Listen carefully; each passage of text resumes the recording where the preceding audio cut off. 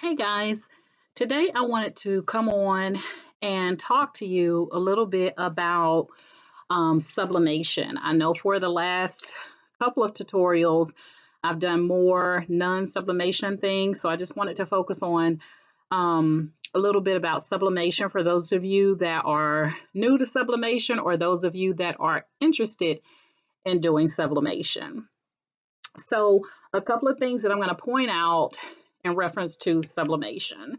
So, first of all, in order to do sublimation, you have to have a sublimation printer. Now, there's a long laundry list, so I'm not going to go down a list of what printers are um, that you can change over to sublimation. But what I will tell you is that if you Google printers that can be changed over to sublimation, then you will find that long laundry list. Okay, and there are a lot of them. One of the things that I will tell you is that when you do go out and you do find that list, make sure that you look at the details. Okay, so the specifications, like what's the largest size paper you can print with that printer, because that will play a part in hopefully your decision making. So, like if you know that you want to be able to do super large prints, all over prints, like on a shirt or a jacket, you want to make sure that that printer will hold large size paper. Okay, so that's one thing that you want to take into consideration when you do find the list. Now, I have the Epson Workforce 7720. The only difference between the Epson Workforce 7720 and the 7710, the 7710 has one tray, the 7720 has two trays. So I have two trays with my Epson Workforce 7720. The ink that I went with for my Epson Workforce 7720, I changed it over from an inkjet printer to a sublimation printer, and that's what a lot of people do. And then some people, they just purchase straight out sub printers, okay? So you do have that option. But when I changed over mine, I decided to go with Ink X Pro.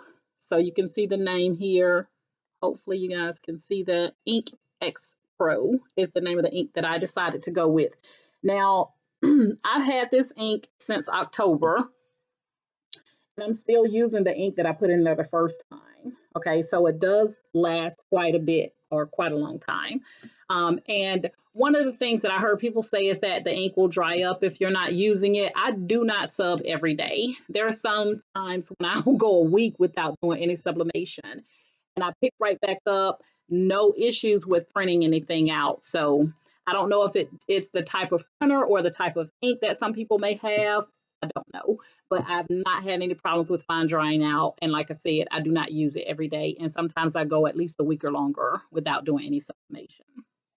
So this is Ink X Pro, and I ordered this off of Amazon, I believe, and the shipping cost was fairly reasonable.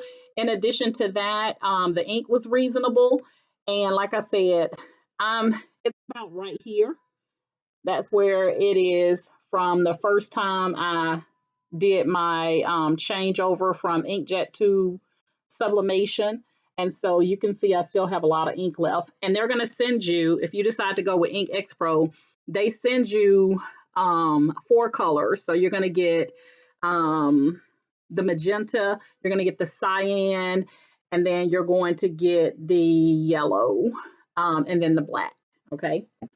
In addition, they're also going to send you, oops, didn't mean to do that.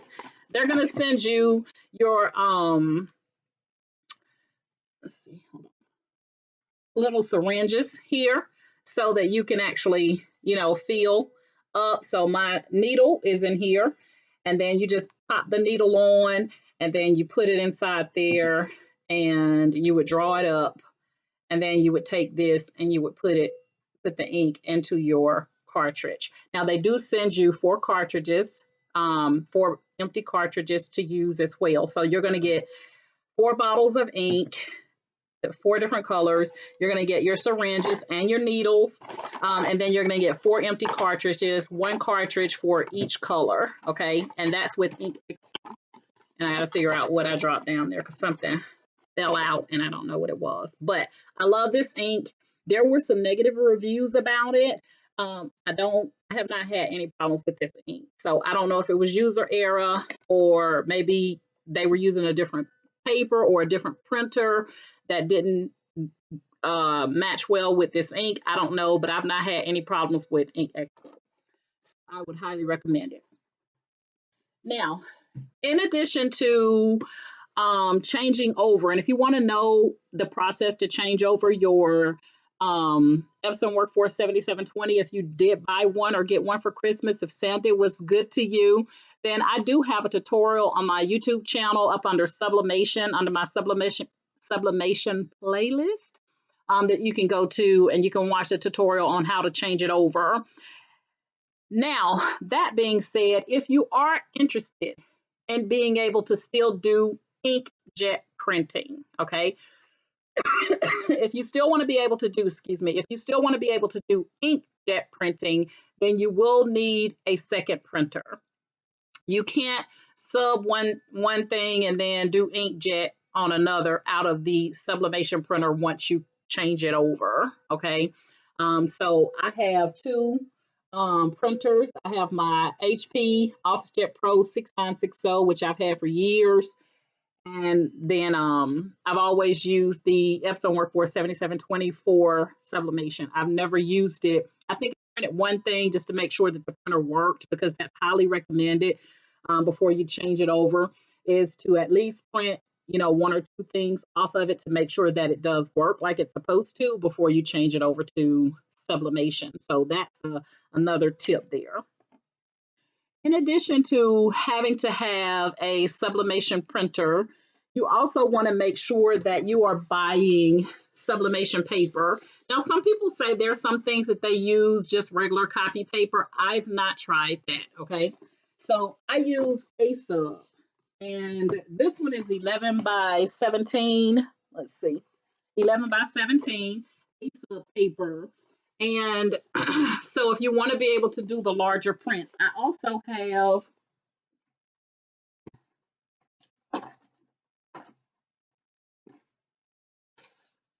sorry, I tried to gear up for you guys, the A sub paper and the 8.5 by 11. So I have the smaller, and then they have one, I think it is like 12 by 24, and all these papers will fit in the Epson Workforce 7720. Okay, so I haven't gotten the largest paper yet, but I am going to purchase that. And both of these packages come with 110 sheets. And like I said, I got my printer in October, and I'm still using the same paper and everything that I got when I got my printer. So that's A-Sub paper. Again, before I purchased my paper, I saw negative reviews on A-Sub paper. And again, guys, don't read reviews and take it, I'll just say take it with a grain of salt, because it could be user error, and it could be that, the person wasn't using the same type ink with the A-Sub paper that you are, or not using the same type of A-Sub paper with a different ink. I don't know how I just said that, but you may not be using the same materials, and that may be why they got a different result than you, or they just did not read the information on how to use the paper or the ink properly. Okay, because I've heard a lot of people that had issues with the some Workforce 7720, and I love mine. Have not had any issues. Knocking on wood. Okay, all right, so that takes care of printer, paper, and the fact that you have to have two separate printers if you still want to be able to do inkjet printing versus sublimation. And you can go to my YouTube channel and look in the playlist for sublimation, and you'll see how to change over your Epson Workforce 7720 from inkjet to sublimation. The other thing I want to say is that there's going to be some supplies that you're going to need in addition to just your paper and your ink. You're going to need heat tape. You can buy this in bundles on Amazon, which is where I got mine. I think I got like four things of heat tape, and I have not even finished up one of them yet. Again, I don't do sublimation every day, but you do need this because This stands up to the heat press, or if you're putting something in the convection oven that's sublimated, this will stand up to it and it won't melt. So you have to make sure that you get some heat tape. And again, I got this off Amazon, but I'm sure there's other places that you can order it from as well. Now, I've never seen this inside of Hobby Lobby and Joann's, Michael's, those type places. And it also may be because I haven't looked. It's funny. I don't think I ever looked for it because I ordered it from Amazon, so I really didn't have a need to. But if they sell it, I don't know. But you can always check them out. But if not, you can get it on Amazon. Um, in addition to that, guys, I'm going to show you a couple of things that I have did sublimation on, some materials that I've done sublimation on. You have your norm, like your clothing, okay? So it's highly recommended that you use polyester or higher count polyester blend for sublimation, not 100% cotton, okay? Now, um, there is no, remember I said that you're going to get the blue, the yellow, the red, and I mean the yellow, the magenta, the cyan, and the yellow is what I meant to say, and the black ink. There is no pigment ink for white in sublimation. So when you're doing sublimation and whatever color you're sublimating on, that's what's going to take the place of the white if you're not sublimating on white. Okay. So I did this jacket yesterday for my granddaughter. And wherever you see the white is because I used glitter heat transfer vinyl. Okay, heat transfer vinyl is what I used on here to get the white. So where her eyes are, where you see her eyes and where you see the white in her jacket, let me see if you guys can see it. It's because of the glitter HTV. Okay.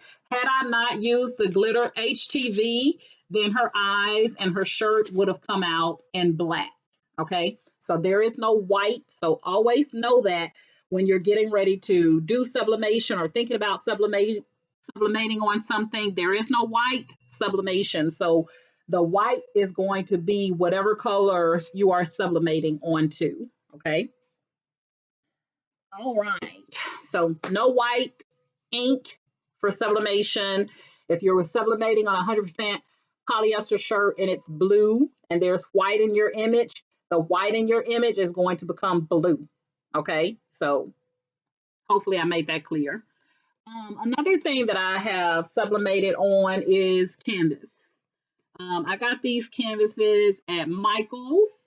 And in order to give it that shiny look, you guys can see it's got a real nice shine to it. In order to give it that shiny look, I use laminate sheets. So you know the laminate sheets that you put your paper in and put it in the laminator machine. I put a laminate on here first. You can see the outline of the laminate sheet here. And I heat press the laminate onto my canvas, and then I sublimate it on top of the laminate. Okay, so this is laminate that you can see around here that has the clear shiny, that's lamination. Now, you don't have to use a laminated sheet to do sublimation onto it. You can sublimate directly on top of the canvas, but you're going to get a matte look. So this is a Dollar Tree canvas that I sublimated on top of without a laminate. And again, you can see that it works, but it's going to have a very dull look to it. So it's not going to be shiny like the one with the laminate. So depending on what look you want, you can determine whether or not you want to use a laminate or whether or not you want to just go straight on top of the canvas. Okay. So that will take care of one type of material that you can sublimate onto. Another is you can sublimate on top of tumblers and cups, coffee mugs, all that good stuff. but you have to order them. They're not tumblers and cups that you can walk into the store and purchase unless you have a store around you that sells sublimation blanks, and that's what you call it. So this is a sublimation blank that I ordered from Bulk, BULK tumblers, okay? Bulk tumblers. So I did not walk into Hobby Lobby or any craft store or Walmart or anything like that and buy this and then sublimate on it. So this shows you how I sublimated on top of this stainless steel mug, okay, coffee mug. Now, one of the things I will tell you is that in order to do this, you do not use your heat press. Now you have to use either a mug press or a convection oven, okay? So for your canvas, you're going to need either a heat press, an easy press, irons. No, okay, just no when it comes to sublimation. You're either going to need that heat press, easy press, in order to do sublimation. It's not going to work with an iron. Now you can get away with an iron when it comes to like t-shirt transfers and vinyl and stuff like that, but sublimation, you're going to need that heat press because you have to have that temperature to be able to get anywhere from 385 and higher for your sublimation. So I do not have a heat press. I use a Hamilton Beach convection oven. And when I purchased my convection oven from Walmart, I think I got it for like $75, somewhere around there on sale. And it will fit the 20-ounce tumblers. And so when I went into Walmart, they had it on display. I went and grabbed up some tumblers from the cup aisle and went and stuck it inside of the convection oven to make sure that it would fit 20-ounce tumblers. And so it's the Hamilton Beach Extra Large convection oven. So with doing sublimation on here, and the way you want to think about sublimation, guys, the easiest way I can put it is when you sublimate onto something, you are dyeing whatever that material is, those colors in your image. Okay, so I dyed this stainless steel mug these colors with this image. That's the way you want to think about it. Once you apply sublimation, you do not add anything on top of it.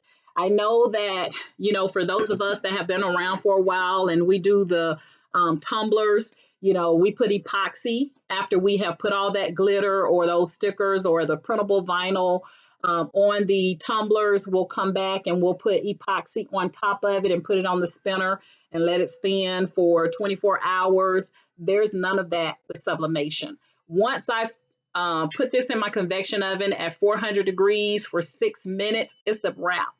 After that, I could go ahead and wrap this up, package it up, and ship it off to whoever I'm going to ship it off to. There's nothing else I need to do. That's one of the great things about sublimation, and it lasts longer. I can put this in the dishwasher. Don't have to worry about it. I can leave it sitting in a sink of water. Don't have to worry about it. Of course, it's stainless steel, so we can't put it in the microwave. But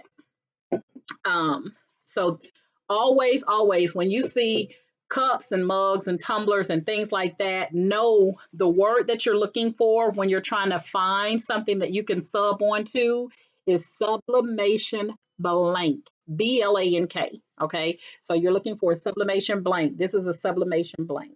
Okay, you do have to be careful and read the instructions on some blanks because some blanks will have like a clear plastic covering over it that you have to peel off before you can sublimate onto it. So always read the fine print to know whether or not there is a clear plastic covering on that blank, that you have to take off before you sub on. And I'm going to show you an example here in just a moment. So this is a stainless steel coffee mug sublimation blank. It's not something that I just went in Walmart or Target and purchased. This was ordered off of off of Bulk Tumblers website, BULKTUMBLERS. So you can see it comes in a box like this, and I think I got like 4 of them. Another sublimation blank is this can holder. So you can actually take your Coke can or Pepsi can or whatever and put it inside here. This will keep it cold. And then you just put the lid back on it. But you can sublimate on this as well. This is another sublimation blank. And I think I sublimated on this one. I'm not sure. Yeah. So this was one I was going to give my manager, but I ended up doing a t-shirt for her with this image on it instead. So you can see how I have sublimated on here. And again, once I finish sublimating on it, it's a wrap. I don't have to do any epoxy or anything like that. Okay. Now, if you want to know how to do sublimation on one of these items, you can go to my playlist on my YouTube channel. I have a tutorial, the complete tutorial on how to sub onto this stainless steel. So you'll find that on my YouTube channel. Also, the one that I did sublimation on top of the canvas is also on my YouTube channel. And you can also do your tumblers. So this is a skinny tumbler, a 20-ounce skinny tumbler. Came in a sublimation blank.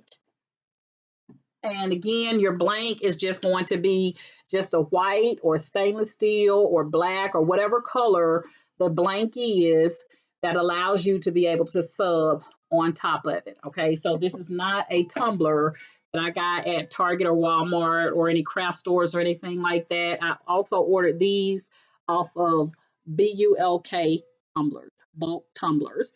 Everything that you see here that I did sublimation, I use my A-Sub paper and my Ink X Pro ink inside my Epson Workforce 7720.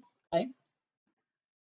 The other thing that you can sublimate on is earrings. So I did these, and these are sublimation blanks. Okay, so these are blanks as well. They come plain white, and then they had a clear plastic covering over them. So I had to peel the clear plastic covering off. And then I just found a really cute little design on Google, and I uploaded it to Cricut Design Space, and I had the shape of a teardrop, and I made it large enough to fit my earrings, and then I sublimated on top of these. So they're double-sided, as you can see here. I sublimated on both sides. So again, what you're looking for, guys, if you're new to sublimating, or if you're thinking about sublimation, you always want to look for the word blanks, sublimation blanks, okay? Do be careful, because sometimes people want your money and they know that a lot of people are looking for sublimation blanks, so they'll say may also be used for sublimation. Key word there is may. It may. You may be able to use it for sublimation, and you may not be able to use it for sublimation. So you definitely want to make sure that it is for sublimation. When you're ordering from online, you want to make sure that it is truly a sublimation blank that you're going to be working with. I've seen some people get duped where they ordered earring blanks and they thought they could sub to them, and it would not take. Okay, and the key word there was maybe, and it was not. Okay, so you want to be careful with ordering online and make sure that it says sublimation blanks. Okay. Let's see. I think that is it, guys. I wanted to do this tutorial because I still get a lot of people that ask questions, and one of the things I try to do in my group is to educate, okay, so that you can make an informed decision on whether or not you want to sublimate or you don't want to do sublimation. And I try to answer your questions so that you don't have to go through 5 different groups to get what it is you need. So if there's anything that I haven't spoke on about sublimation and you have a question, then let me know. I try to make sure that I cover everything. Okay. With your convection oven, if you don't have the mug press, with your convection oven, it is highly recommended to get heat gloves so that you can handle your mugs and tumblers when they're hot directly from the convection oven. Also, an oven thermometer, because sometimes you'll put the convection oven on 400, but how do you really know that it has reached 400? You don't unless you have an oven thermometer. So it's good to have that oven thermometer. I have mine and I just leave it sitting inside my convection oven. And so I'll turn my convection oven on 400. And when the oven thermometer shows that it's at 400, then I place my blanks inside of the convection oven. And I always use my cell phone for the timer and not my convection oven's timer, okay? Because I want to make sure that my time is exact. Because you can burn your image inside your convection oven. So always pay attention to how long you're supposed to sublimate it for in the convection oven and for what temperature. Some things will say a lot of times, guys, the blanks that you order from online, it has the details in there. It tells you how long you should sub it for and at what temperature. Okay, so always pay attention to the fine details when you order them. Like these earring blanks, it had all the details on that vendor's website. It had all the details about how long to sub onto these earring blanks. Okay, and these are very light. Okay, even though I don't wear pierced earrings anymore, I wear clips, but these are very light. Okay, so they're not heavy. So that was one of the things that I liked about them. And I actually made like a little earring case to put my earrings on. Um, and I gifted my manager for Christmas a pair of Katy Perry earrings with Katy Perry on them. And I made the earring covering for them, and it had Katy Perry on the front, and then she lifted up, and it had the earrings on the inside. So it was really cute. Um, what else? I think that you see. Oh, I did do. Hold on one second.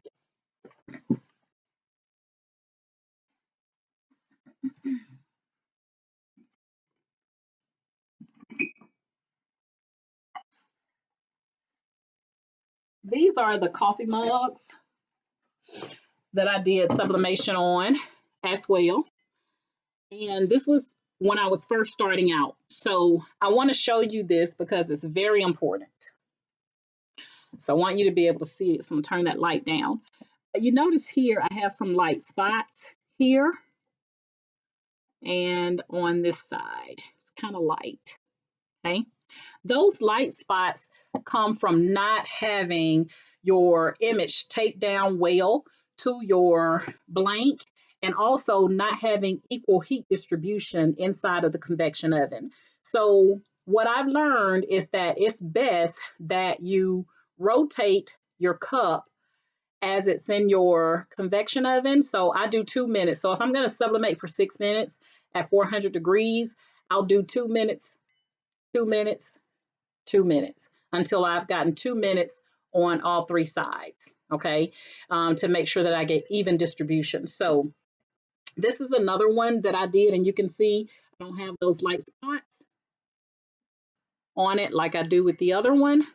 And that's because I finally got hip to the game and what it takes to make sure you get even distribution. So you don't want to end up with these light spots because you didn't have the image taped down very good to your sublimation blank, or that you didn't get even heat distribution with your convection oven. Now the mug press may be a little bit different. I don't have a mug press, but it may be a little bit different and you don't have to worry about the rotation, but the convection oven is a different thing. And the reason I say that is because you'll notice in the sublimation ovens, noticeably most often, the heat source is coming from one side or the other. Okay.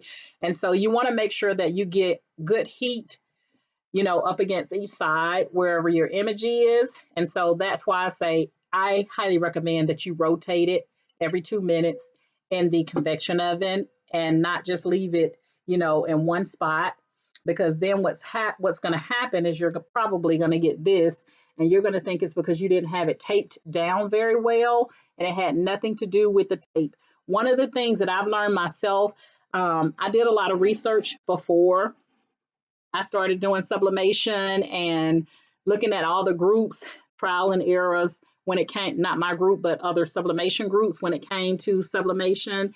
And so one of the things that I was taught was that you had to take this thing down to the bejesus.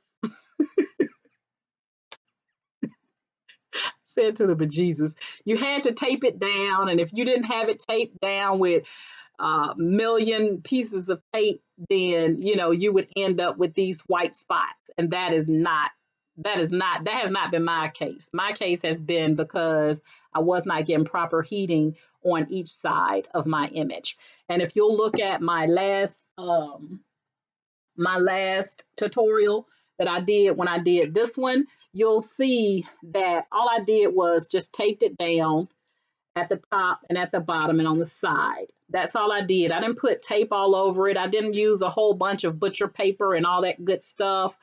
And it turned out perfectly. Okay. So if you watch it, you'll see what I mean by you not having to use. And if you look at the first time I did these, you'll see that I had all kinds of tape all over this thing. And Jesus, it doesn't take all that. Like, seriously, it doesn't. But guys, do your research, experiment for yourself so you can learn.